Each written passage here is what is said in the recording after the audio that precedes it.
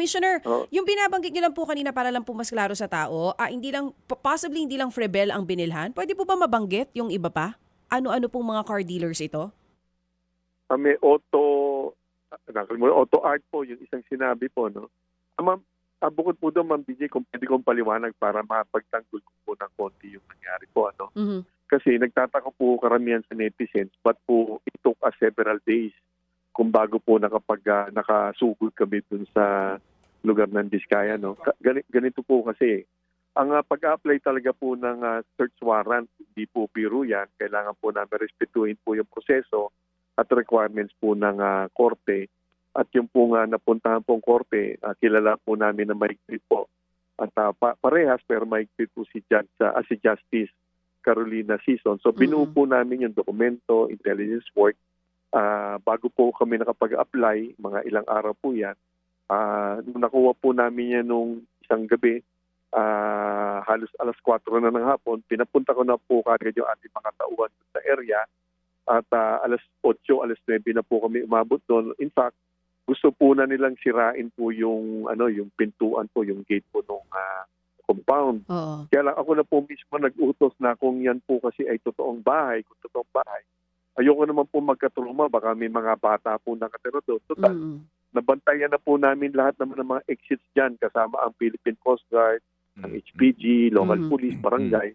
Pinagpabukas po namin. Ako po ang nag-utos noon upang wag maging traumatic po. Kung totoong bahay po yan, Opo. at baka may mga bata po kasi sa loob. Ako Opo, po and- nag-utos. opo. And we admire, no? I mean, yung pong Naging disposition decision doon. na Oo. iyan. Kasi nga po, opo, dapat din po nating ituring din yung karapatan po ng lahat. Tama Opo, po. opo. After all naman, you are in control of the situation and in the area. That's very, very laudable po, Commissioner. Oo. Opo. Commissioner, last na lang salamat kasi po. ito nga po, naging maingay to dahil na-feature sa isang vlog. Para lang nga din hindi masabi na talagang nakatutok lang tayo dito sa mga Diskaya. Are you now, dyan ba sa BOC may usapan na kayo? Meron na bang team na tumitingin on the lookout?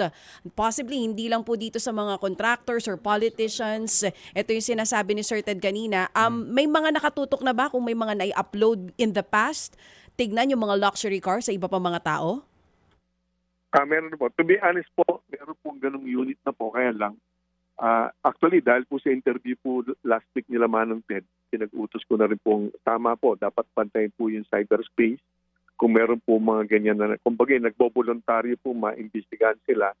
Kaya lang ngayon, siguro mag-iingat na po lahat ng mga merong ganyan po. So, meron na po. Sige. Ina-actionan natin to. At just to clarify po, hindi naman po tayo rin nagsisingle out, tama po, ng Diskaya family lang. Ang utos po sa amin ni Pangulong Bongbong at idinaan po yan kay Secretary Ralph Recto. Ako at si Commissioner Jun Lumagi.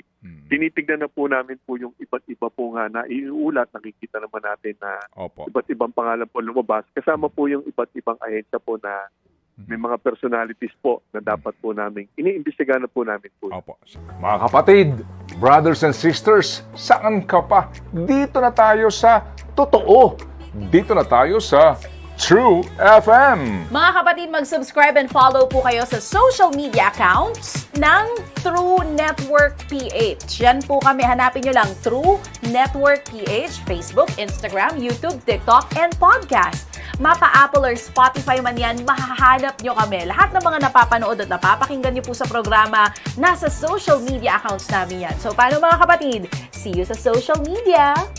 Dito tayo sa totoo, tunay at tapat.